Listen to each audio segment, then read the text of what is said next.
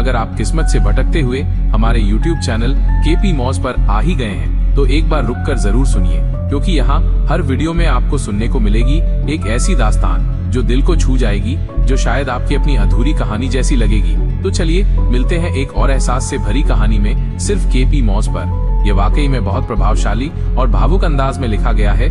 मैं इस कहानी को पढ़कर सुनाता हूँ। एक राजा की 3 रानियां। पुराने राजशाही काल का एक विशाल राज्य था अभिनंदनगढ़। इस राज्य के न्यायप्रिय लेकिन भावुक राजा थे वीरेंद्र सिंह। उनकी 3 रानियां थीं। शांत स्वभाव और गहराई वाली बुद्धिमान रानी सौम्या, चंचल और खूबसूरत संगीत प्रेमी रानी चंदा और साहसी व राजनीतिक समझ रखने वाली रानी तारा। राजा का एक पुत्र भी था, युवराज अंश, जो एक सच्चे वारिस की तलाश में खो गया था। सीन 1, महल का दृश्य, सिंहासन कक्ष। राजा वीरेंद्र सिंह अपनी 3 रानियों के साथ रहते थे। हर रानी से उन्होंने अलग अलग कारणों से विवाह किया था।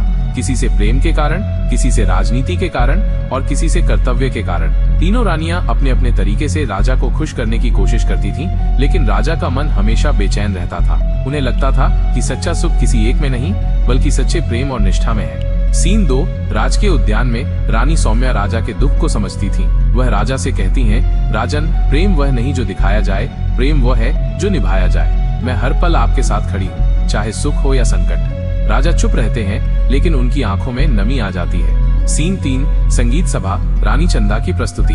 रानी चंदा अपनी सुंदरता और कला से दरबार को मंत्रमुग्ध कर देती हैं। राजा वीरेंद्र, अगर जीवन एक गीत है तो प्रेम उसकी धुन। मैं हर लहर में बस आपको देखती हूँ। राजा मुस्कुराते हैं, पर उनका दिल अब भी अधूरा है। सीन 4, युद्ध और राजनीति। रानी तारा का योगदान। एक पड़ोसी राज्य से युद्ध का खतरा मंडरा रहा था। रानी तारा अपनी राजनीतिक समझ और रणनीति से युद्ध को टाल देती हैं। राजन, प्रेम तब और गहरा हो जाता है जब वो सत्ता से नहीं, समर्पण से जुड़ा हो। मैं आपके साथ इस राज्य की रक्षा करूंगी। राजा उन्हें आदर से देखते हैं, पर दिल की गहराई में एक और खालीपन है। सीन 5, अंत की ओर मोड़। एक दिन राजा बीमार पड़ जाते हैं। तीनों रानियां उनकी सेवा में लगी रहती हैं, लेकिन अपनी बीमारी के दौरान राजा सबसे एक महत्वपूर्ण प्रश्न पूछते हैं, अगर मैं सब कुछ छोड़ दूं, सिंहासन, राज्य, वैभव, तो क्या तुम अब भी मेरे साथ रहोगी? तीनों रानियां अलग अलग जवाब देती हैं। सौम्या कहती हैं, मैं तो पहले ही आपके साथ थी, सत्ता मेरे लिए नहीं। चंदा कहती हैं, अगर संगीत छिन जाए तो जीवन अधूरा होगा, लेकिन अगर आप साथ हो तो मैं गूंगी भी जी लूंगी। तारा कहती हैं, अगर आप न हो तो ये राज्य भी बेमानी है। राजा मुस्कुराते हैं। उन्हें समझ आता है कि तीनों रानियां अपने अपने तरीके से उनसे प्रेम करती हैं, कोई आत्मा से, कोई दिल से और कोई कर्तव्य से। सीन 6, राजा का अंतिम निर्णय। राजा अपने पुत्र अंश को राज्य सौंपकर जंगलों में तपस्या करने चले जाते हैं। वो कहते हैं, जहाँ प्रेम हो वहीं मोक्ष है, और मेरा प्रेम अब इन 3 रानियों में बट नहीं सकता। अंतिम सीन, राजमहल के बरामदे में तीनों रानियां खड़ी हैं। कोई अपने आंसू छुपा रही है, कोई मौन है और कोई आकाश की ओर देख रही है। लेकिन तीनों को अब एक ही बात समझ में आ गई थी, राजा के दिल को जीतना आसान नहीं था, लेकिन उसे समझना ही सबसे बड़ा प्रेम।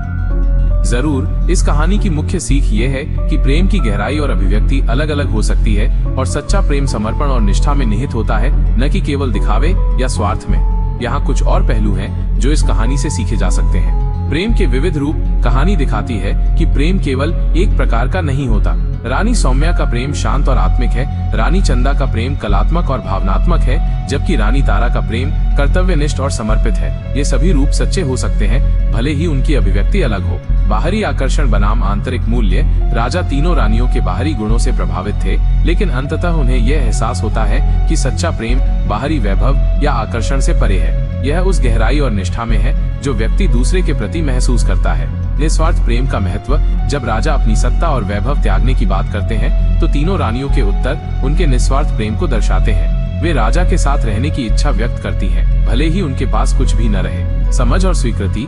रानियां अंततः ये समझ जाती हैं कि राजा के प्रेम को जीतने का कोई एक तरीका नहीं था। महत्वपूर्ण ये था कि वे उन्हें समझें और उनके प्रति अपनी निष्ठा बनाए रखें। आध्यात्मिक खोज।